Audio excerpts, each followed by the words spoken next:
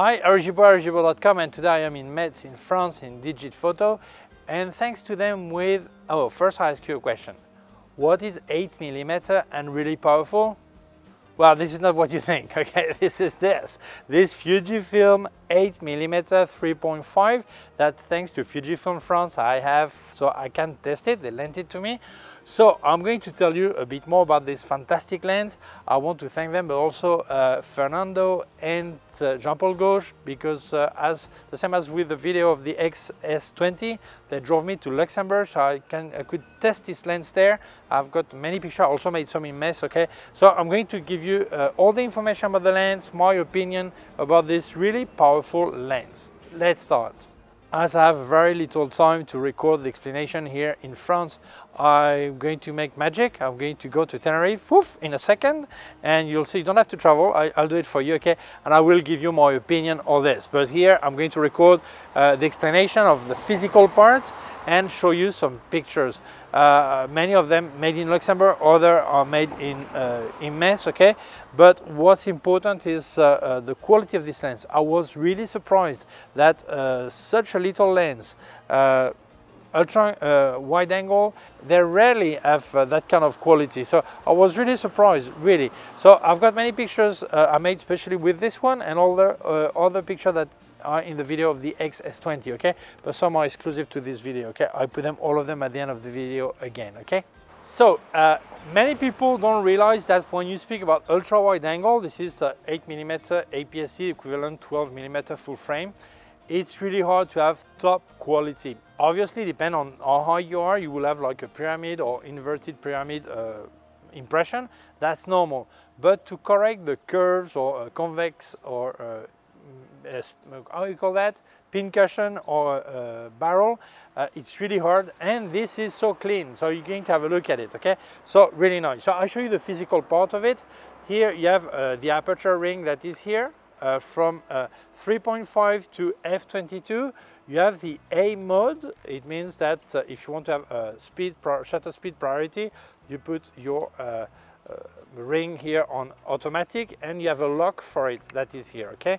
The exact model name is Fujifilm spherical lens, and the model is the Super EBC XF 8mm 3.5 RWR, which is a weather resistant, which is like a splash proof, dust proof.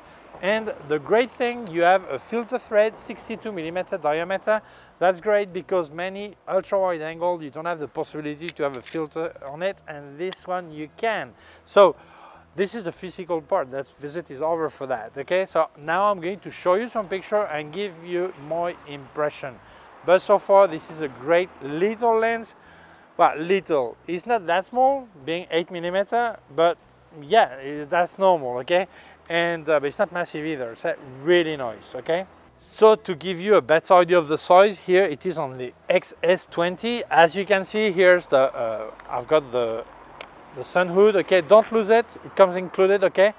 Because each sun hood is thought for a lens, okay? So don't lose it, always use it to avoid flare, okay?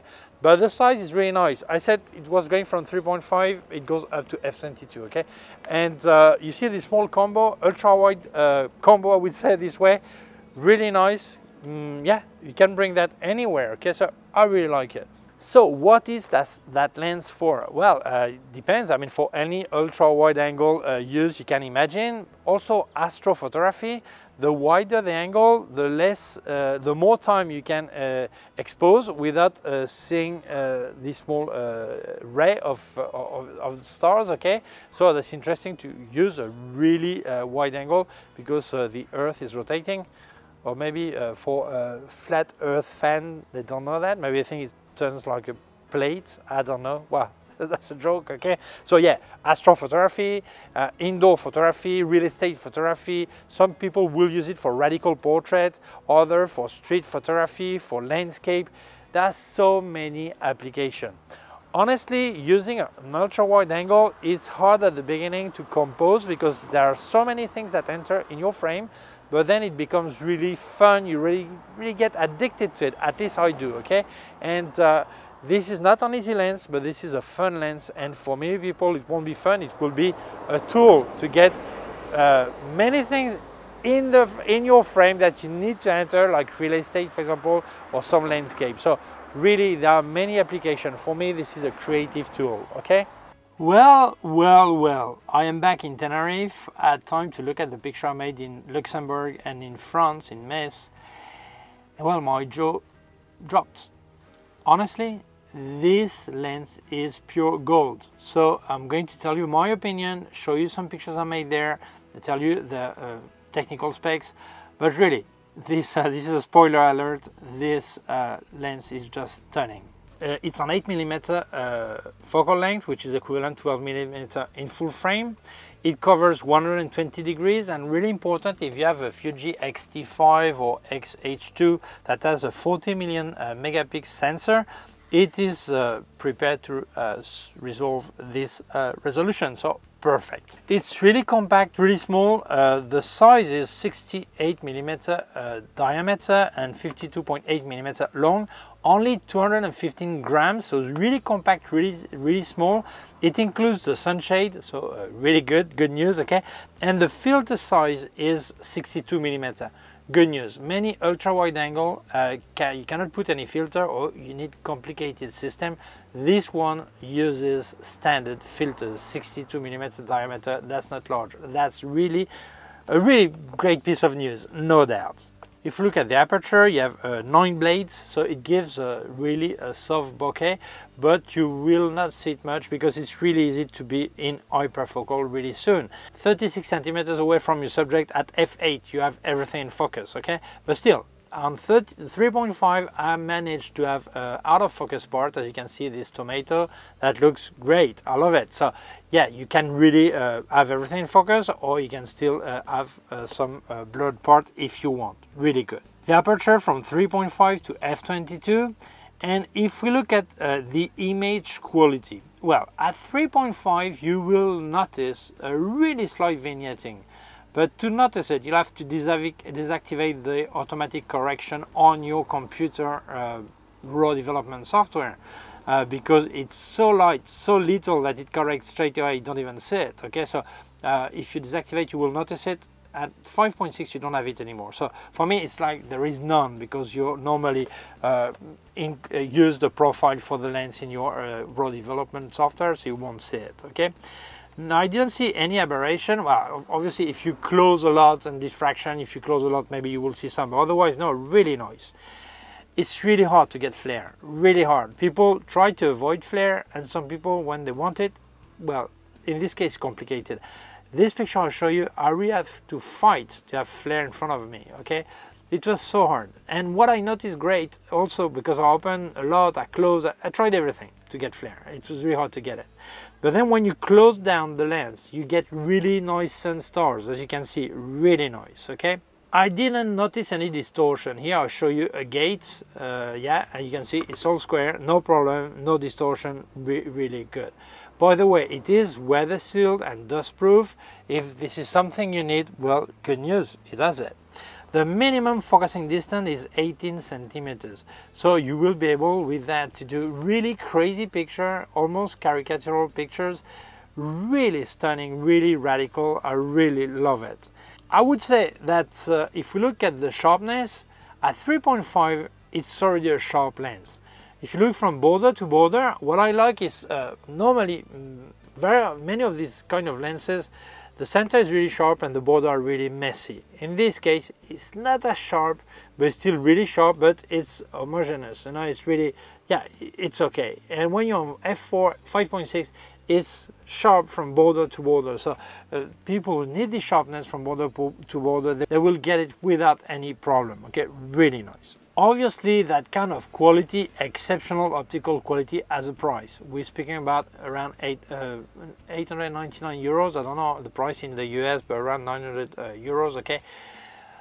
That sounds expensive, but honestly, compared to the competition in other format, obviously, yeah, it's good price. It's for what it offers, it's great. For me, this is a creative tool. It's not the kind of lens you would buy to say, no, it's just for street photography, or it's just for this, or just for that.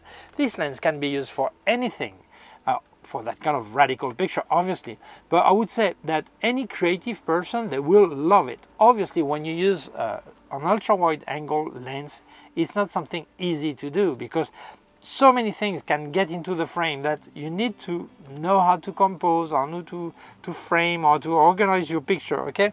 But it's a great game, and when you used it, you will love it. If you go to a city like New York City and you have all the skyscraper, the fit in there with the street, all this is great. This is something incredible. But not just that, it can be indoor, it can be any kind of picture, okay? So honestly, I think for creators who want something really different, really stunning, they will love it.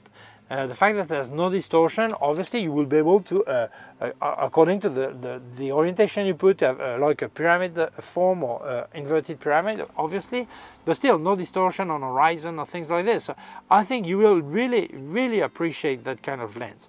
This lens fits really well in the Fujifilm lens line, because the widest I had, I think it's the 8-16mm, I think, or 8-14, I'm not sure, okay? But it's a big zoom, it's massive. This one is so compact, so great, so easy to transport, so light, that you will really love it.